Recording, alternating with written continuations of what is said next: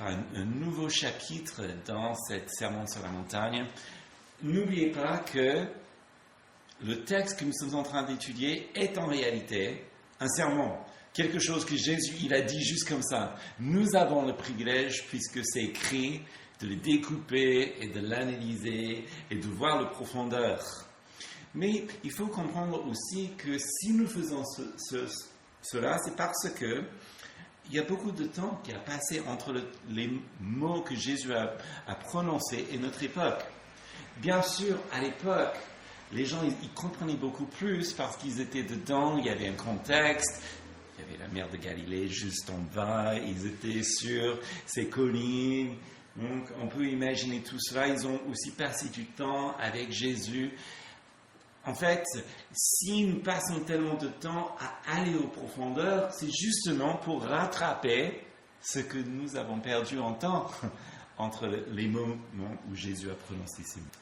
On a déjà vu ce que Jésus décrit comme la belle vie. C'est ça les béatitudes. La vie qui n'est peut-être pas ce que le monde dit, la belle vie, mais en fait, Dieu, qui est le créateur de toutes choses, c'est lui qui désigne, voilà, une vie qui mérite d'être vécue. Alors,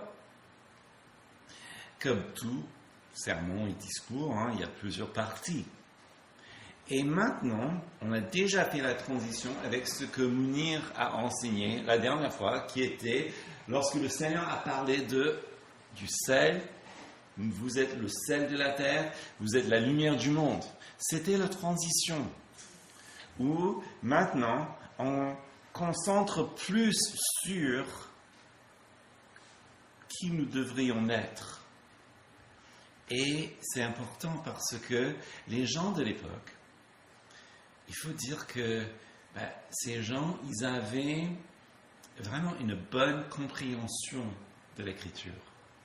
Et franchement, quand je vois les récits dans les évangiles, je dirais, ils avaient une foi qui était beaucoup plus grande que la nôtre, malgré eux. Malgré parfois, il y a des moments où ils ont failli comme toute personne. Mais, comme ils étaient humains, ils avaient aussi des petits angles morts. Ces points où ils ne pouvaient pas voir. Et là, ce que nous comprenons grâce aux évangiles, c'est que leur grand angle mort, c'est qu'ils avaient l'habitude à interpréter l'écriture selon leur gré. Ils avaient cette idée d'interpréter les choses comme ça leur arrange. Bon, personne ne fait ça plus aujourd'hui, n'est-ce pas? Bon, évidemment, ça reste. Et c'est pour cela que ça vaut la peine vraiment de revenir sur cette partie. C'est ce que Jésus dénonce. Que l'Écriture ne peut pas être interprétée comme bon il nous semble.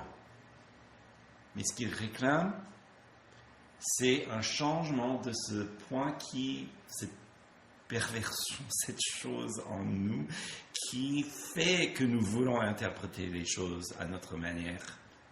Il demande une réforme de cœur, une véritable réforme. Et donc, dans ce passage qui est l'introduction de ce qui va se passer, Jésus, il se montre comme l'accomplissement même de l'Écriture, c'est-à-dire l'Ancien Testament. Deuxièmement, il demande que, dans cette réforme, que les disciples suivre le maître. Voilà. Ok. On y va. Donc, tout d'abord, et je crois que c'est très important pour tous, c'est qu'ils savent que Jésus est l'accomplissement de l'Ancien Testament. Je dis l'Ancien Testament, mais pour mettre les choses dans le contexte, c'est juste et tout simplement dit l'Écriture, parce que le Nouveau Testament n'avait pas encore été écrit. Donc, notamment quand nous lisons les mots « l'Écriture » dans le Nouveau Testament, il faut toujours se rappeler que le Nouveau Testament n'a pas été écrit. Et donc pour eux, quand ils disaient ça, ils parlaient plutôt de ce que nous appelons l'Ancien Testament. Ce qui est quelque chose d'important pour nous aussi de garder à l'esprit, c'est que toute l'Écriture fait un tout. Et comme on dit souvent, ce qui est dans l'Ancien Testament est vu dans le Nouveau Testament. En fait, ça fait un tout. Et parfois, on a du mal parce qu'on divise les choses qui ne devraient pas. Bon, ça c'est autre chose. Mais on a justement cette tendance. Mais Jésus, il est l'accomplissement de toute Écriture. En fait, ça se voit surtout lorsqu'il nous dit dans ce passage pourquoi il est venu. Verset 17. Ne pensez pas que je suis venu abolir la loi ou les prophètes. Je ne suis pas venu pour abolir, mais pour accomplir. Voilà. Donc, il est venu pour accomplir ces choses. Avec tout ce que nous avons appris dans ce sermon, la belle vie, être lumière, être le sel de la terre, il serait facile de croire que la révolution, et c'est une véritable révolution que Jésus prêche, mais cette révolution que Jésus engage demande une abolition de la loi. Donc on table rase et on recommence à rebâtir. Mais non. Mais c'est exactement ce qu'on lui accuse, n'est-ce pas? Lorsque les pharisiens voient Jésus qui mange avec les pêcheurs et les collecteurs d'impôts, qu'est-ce qu'ils disent? Mais il mange avec eux, il participe dans leurs œuvres, il est comme eux, quoi. C'est comme il balaye toute la loi pour créer quelque chose de nouveau. Oui, Jésus crée quelque chose de nouveau, il renouvelle les choses pour être plus exact, mais il est catégorique là-dessus. Il n'est pas venu pour abolir, mais pour accomplir. Très important. Calvin souligne que l'accomplissement de la loi et les prophètes, donc qui est Jésus qui accomplit la loi, il accomplit les prophètes, nous donne la raison pourquoi il ne peut avoir un autre prophète après lui. Parce que toutes les prophéties se focalisent sur lui. C'était déjà dans ce sens. Donc quand il est venu, il n'y a pas besoin d'un autre prophète de ce genre. Tout est déjà dit et tout est accompli. De la même manière que lorsqu'il arrive, il ne peut pas avoir un deuxième Moïse, un deuxième législateur. La loi est dite, la loi est accomplie, c'est fait, terminé. Mais accompli en Christ, maintenant on passe à ce qu'il a maintenant à faire, ce qui est que cette période de grâce où il rassemble toutes les nations à lui. Et donc, Calvin, je crois, avait à souligner quelque chose qui était très important pour notre époque aussi. C'est-à-dire que la loi décrit la justice de Christ.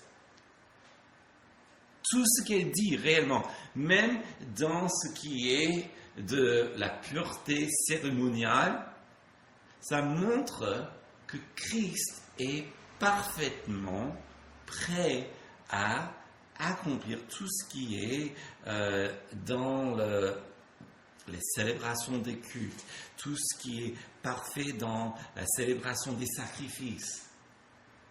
Aussi bien que cette loi morale, il fait tout et parfaitement bien, à l'intérieur aussi qu'à l'extérieur, en ce qu'il fait et ce qu'il ne fait pas. Toujours parfait. Aussi, les prophètes, qui, d'un sens, décrit ce qui est en avant, qui décrit les plans et les desseins de Dieu, ces desseins qui nous montrent que Christ devait venir et payer le prix pour nos péchés, il a accompli. Mais les prophètes aussi, c'est pas juste ça. Là, les prophètes, c'est aussi proclamer le cœur de Dieu, la parole de Dieu. Eh bien, Jésus, il nous montre réellement ce cœur de Dieu.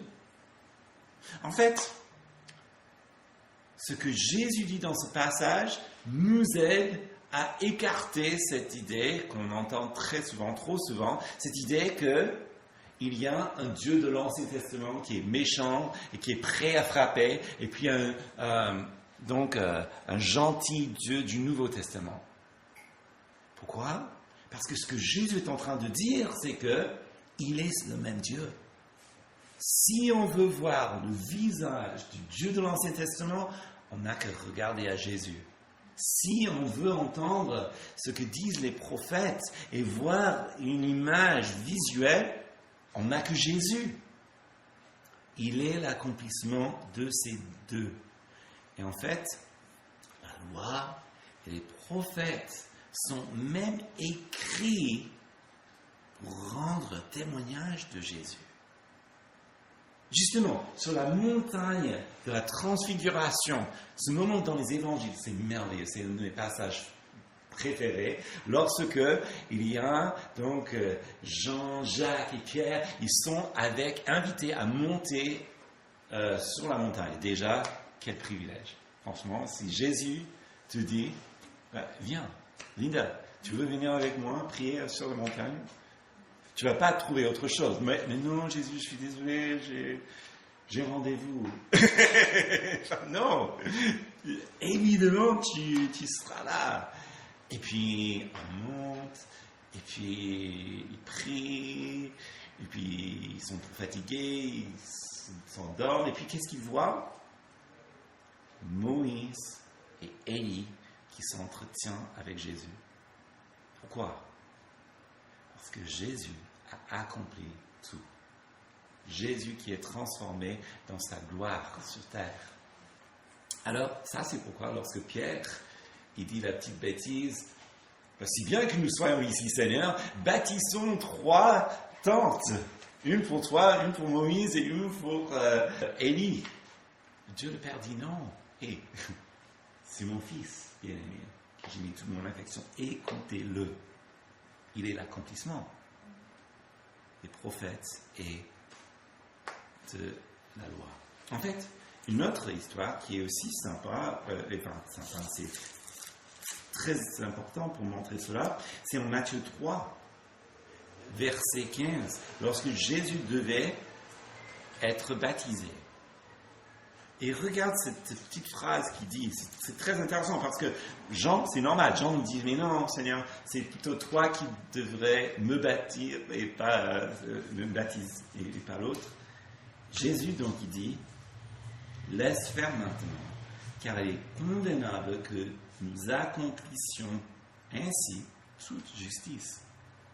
Vous voyez, déjà, avant même de commencer son ministère, il était sur ce chemin-là pour accomplir toute justice.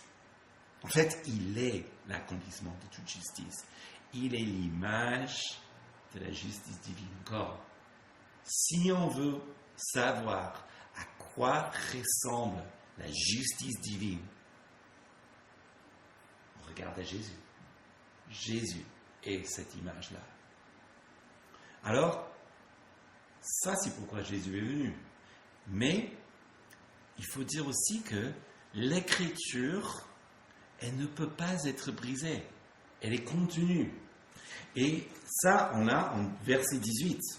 En vérité, je vous le dis, jusqu'à ce que le ciel et la terre passent, pas un seul iota, pas un seul trait de lettre de la loi ne passera. Jusqu'à ce que tout soit arrivé. Et là, je trouve vraiment une parole très importante pour notre monde aujourd'hui, où les gens ne croient pas dans une vérité objective. Et c'est plutôt la vérité, ta vérité, ton perspective. Mais je trouve un peu ironique que les gens, justement, qui se penchent vraiment sur la vérité est subjective, sont parfois les premières à crier mensonge envers leurs ennemis. Qui montre que même ceux qui croient qu'il n'y a pas de vérité, ils trouvent quand même qu'il y a une vérité, surtout quand leur vérité est brisée, n'est-ce pas? Alors, revenons au texte. Jésus dit que ce qui est écrit dans l'Ancien Testament et le Nouveau ont une autorité qui dépasse l'existence. Vous voyez? Même si le ciel et la terre passent. Tout ce qui est physique. En fait, voilà.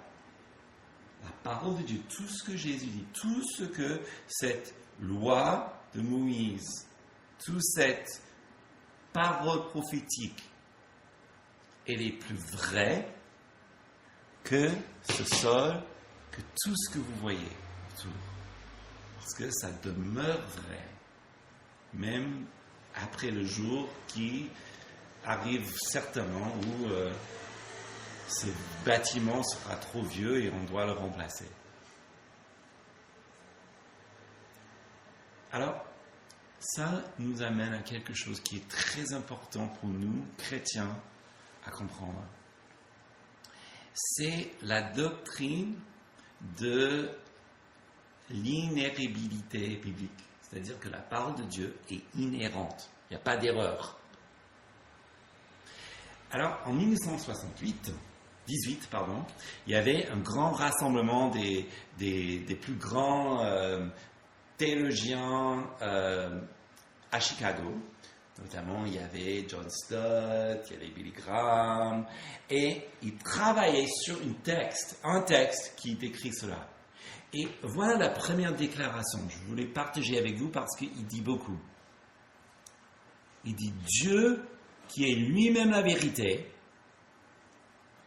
et ne parle que la vérité,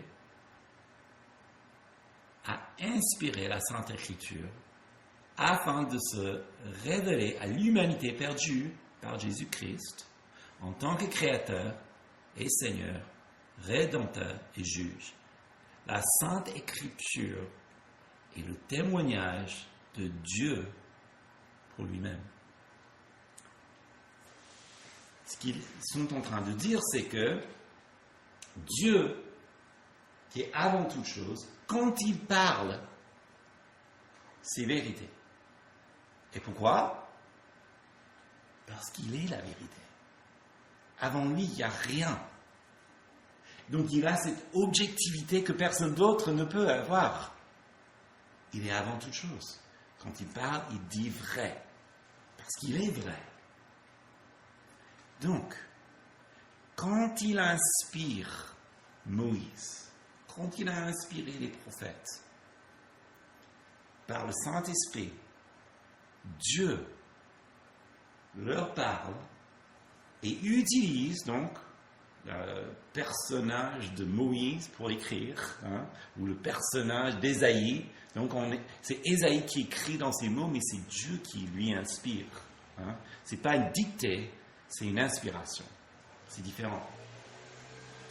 Mais ça, c'est pourquoi, lorsque Dieu inspire cette écriture, c'est aussi valable que si Dieu parlait ici, maintenant.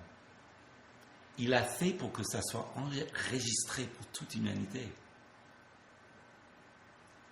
Et ça, c'est pourquoi on peut dire qu'il n'y a pas d'erreur. Ça, c'est pourquoi Jésus dit, même si le ciel et la terre passent, pas un seul trait de lettre va passer. Pas un seul. L'écriture ne peut pas être brisée.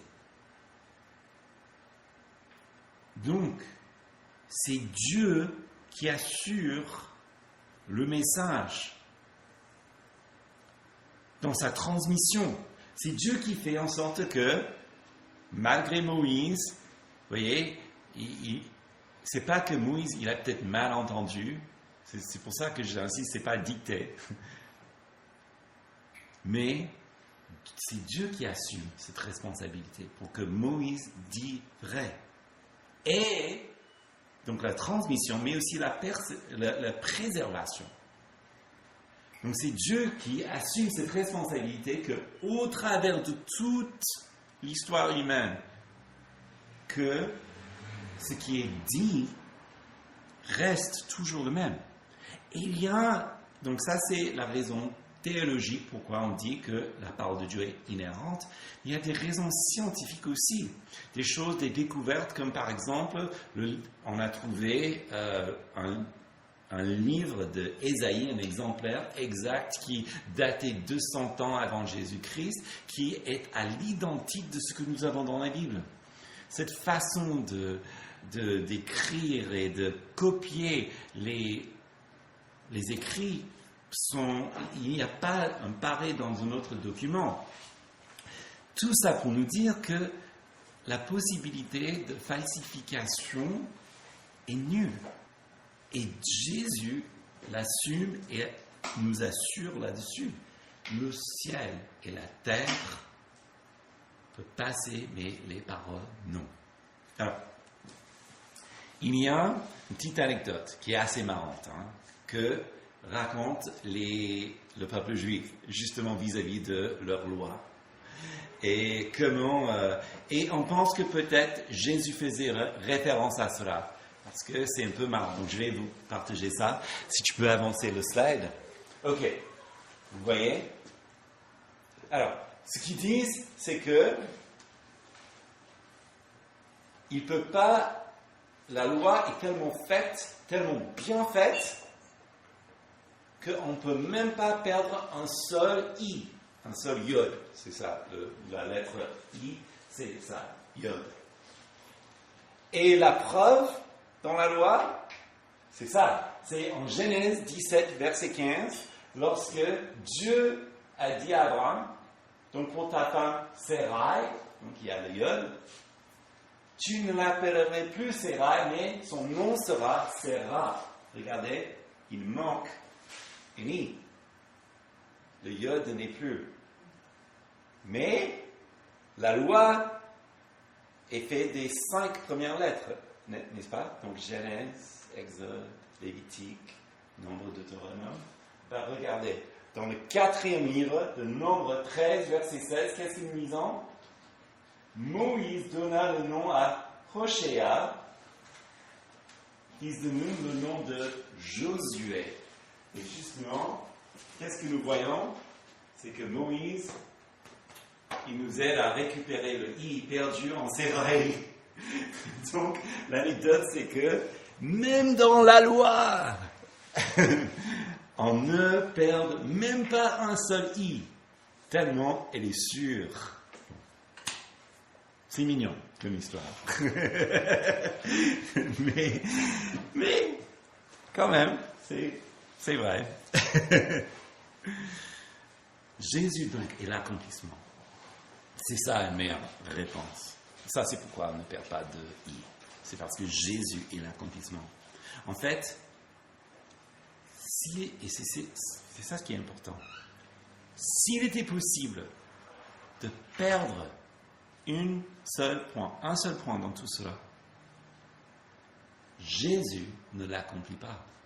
Et ça, c'est grave pour nous. Parce que si Jésus ne l'accomplit pas, la mort sur la croix ne vaut plus grand-chose. Donc, c'est dans cette optique que le disciple doit suivre dans les traces du Maître. Et ça nous met face à notre relation vis-à-vis de l'Ancien Testament, verset 19.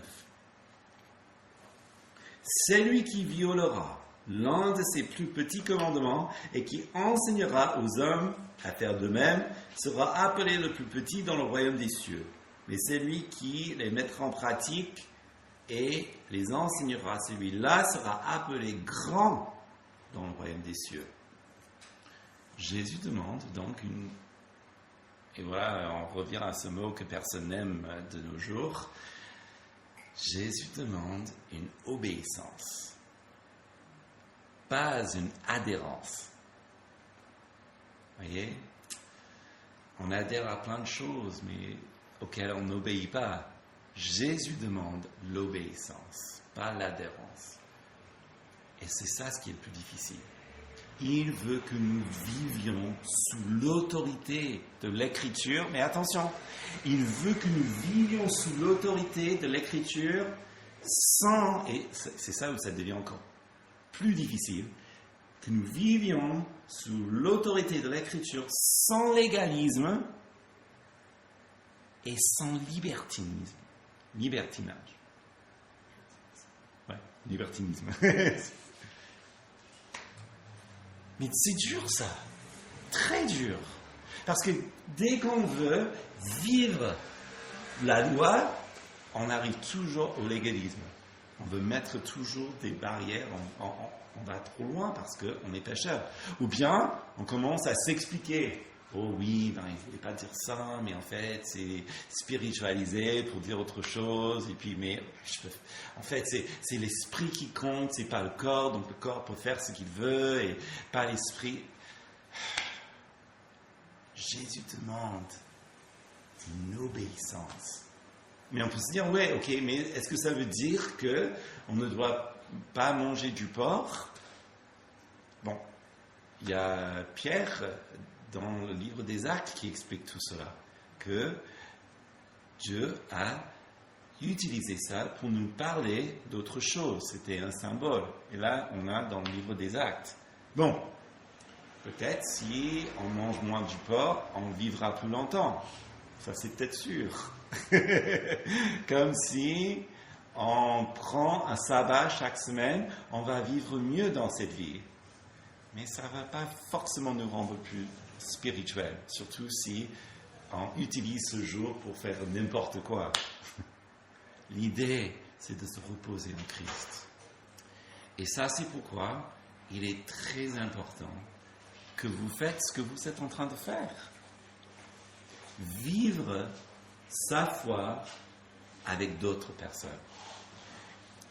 Vous ne pouvez pas vivre ce que Jésus demande toute seule dans son coin. Nous avons besoin des uns des autres pour nous épauler, pour prier, pour nous encourager à aller de l'avant. Pourquoi? À cause de la condition humaine. Comme j'ai dit tout à l'heure, Jésus demande que le cœur soit transformé. Le cœur. Pourquoi? Parce qu'en Jérémie 17, versets 9 et 10, nous lisons que le cœur est tortueux. Par-dessus de tout, il est incurable. Qui peut le connaître? Moi, l'Éternel, j'éprouve le cœur, j'en sonde les reins pour rendre à chacun selon ses voies et selon le fruit de ses agissements. C'est-à-dire que le cœur peut nous tromper. Le cœur peut nous dire il faut aller dans cette direction, pas parce que c'est la bonne direction, mais parce que ça nous plaît. Le cœur est trompeur. Et comme dit Paul, la loi est donnée pour nous conduire à Christ, n'est-ce pas? Galates 3, 24. Jésus est donc la parole faite chair. C'est lui qui donne sa vie pour nous sauver. Son esprit pour nous transformer. Et il vient en secours de nos faiblesses. Enfin, il est notre justice. Et ce que ça veut dire, c'est que la justice par laquelle nous serons vraiment mesurés, bon, les gens, ils nous jugent, on juge les autres, bon, ça à part. Mais la mesure par laquelle nous serons mesurés, notre justice, est le plus haut standard possible. Verset 20. Car, je vous le dis, si votre justice n'est pas supérieure à celle des scribes et des pharisiens, vous n'entrez point dans le royaume des cieux. Alors là, on peut imaginer, lorsqu'il dit ça, tout le monde était un petit peu... Mais qu'est-ce qu'on fait maintenant? Parce que les pharisiens et les scribes étaient les meilleurs exemples de la justice extérieure. Personne ne les dépasse. Même aujourd'hui, je suis convaincu qu'on ne peut pas avancer ou dépasser leur. En plus, ils sont nés dans la loi, tout est fait dès leur naissance. Ils le savent et ils en sont fiers. C'est justement cet orgueil-là qui, en fait, les fait trébucher et c'est là où ils échouent. Jésus demande une justice supérieure pour accéder au royaume. Royaume qui n'était pas digne de connaître parce qu'ils étaient tellement fiers de ce royaume qu'ils ont créé pour eux-mêmes sur terre. Ça, c'est un avertissement pour nous. Ce qu'il nous faut, c'est une réforme. Ce qu'il nous faut, c'est un changement si radical que ça dépasse même eux. Et là, c'est justement ce qui est promis en Ézéchiel. Ézéchiel chapitre 36, 26. Je vous donnerai un cœur nouveau. Et je mettrai en vous un esprit nouveau. J'ôterai votre chair et le cœur de pierre, et je vous donnerai un cœur de chair. Je mettrai mon esprit en vous, et je ferai que vous suiviez mes prescriptions, et que vous observiez, et que vous pratiquiez mes commandements. Vous voyez, c'est comme ça, et seulement comme cela, que nous pouvons vraiment avoir cette justice qui est demandée. Il faut donc que notre ancienne nature meure. Et ça, c'est pourquoi Jésus doit accomplir cette écriture. Vous voyez, il le fait pour nous. Nous ne pouvons pas avoir cette justice, c'est déjà fait. Pour chacun de nous, on a déjà commis des péchés, on est déjà déchus. Mais lui, il a tout accompli.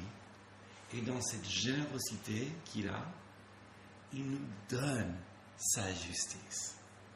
Il nous donne le cœur qu'il faut.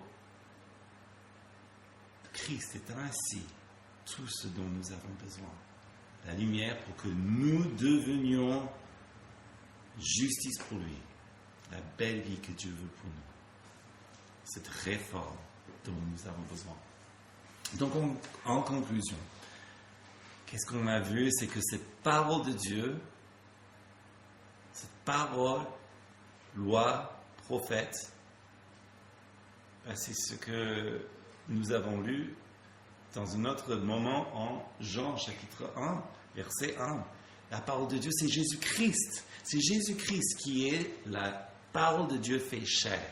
L'accomplissement de tous les prophètes et la loi. Donc, il ne peut pas venir abolir cette loi.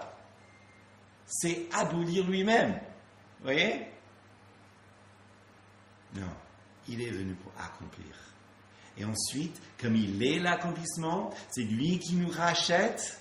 C'est lui, donc, qui nous donne ce qui est nécessaire pour que nous n'avons pas à prouver notre justice et notre existence sur terre. Fini toute cette manière qui est normale pour les pharisiens et les scribes. Qu'est-ce qu'ils demandent? Que nous mettions notre foi en lui. Et qu'est-ce que ça fait pour nous qui avons fait déjà ça?